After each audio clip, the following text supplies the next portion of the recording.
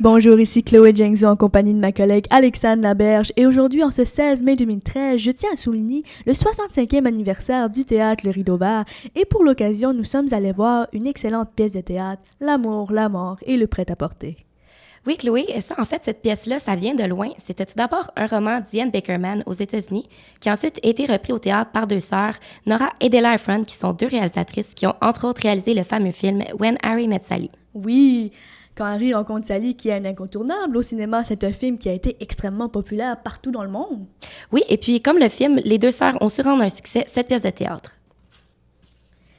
En effet, cette comédie a connu un succès fulgurant à travers le monde, entre autres à New York, Los Angeles, Toronto et Paris. Oui, ensuite, c'est allé jusqu'ici, au Québec, parce que Danielle Lorrain, la fille de Denis Fiatro, elle a traduit la pièce en français, puis elle l'a adaptée pour ici.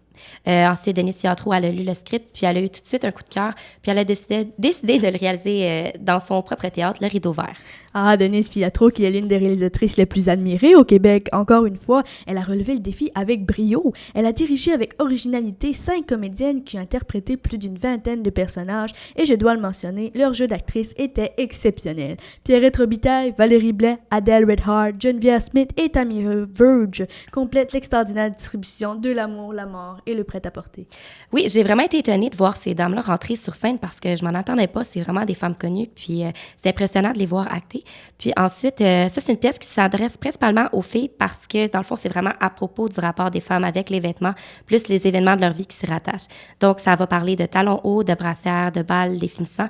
C'est pour ça que ça peut être moins intéressant pour les garçons. Par contre, s'ils sont intéressés à aller voir, ils sont quand même invités. C'est un spectacle qui permet aux filles de rire d'elles-mêmes, puis de se rendre compte, au fond, qu'on peut se ressembler beaucoup sur certains points. Et la pièce est jouée sur le ton de la confidence. Chaque personnage se confie au public de façon très humoristique. Les monologues sont très émouvants, mais surtout extrêmement drôles. C'est d'ailleurs l'occasion, je pense, pour les garçons de se moquer un peu de la gente féminine. Oui, même qu'à un moment donné, dans la pièce, les comédiennes se lèvent pour une des rares fois afin de danser sur du bandana, femme qui a marqué la mode sur plusieurs générations. Donc, si je comprends bien, t'as apprécié la pièce? Oui, j'ai adoré. Pour moi, c'est une très bonne pièce qui permet de décompresser. C'est léger, puis c'est drôle du début à la fin.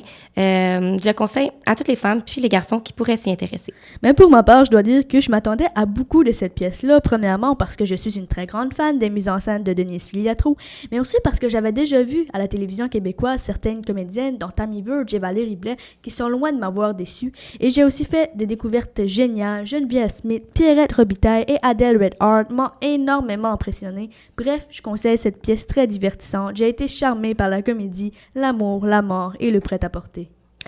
Oui, c'était une très bonne pièce. C'était Alexandre Laberge et Chloé Youngsoo Arsenault pour Radio Marie-Thérèse.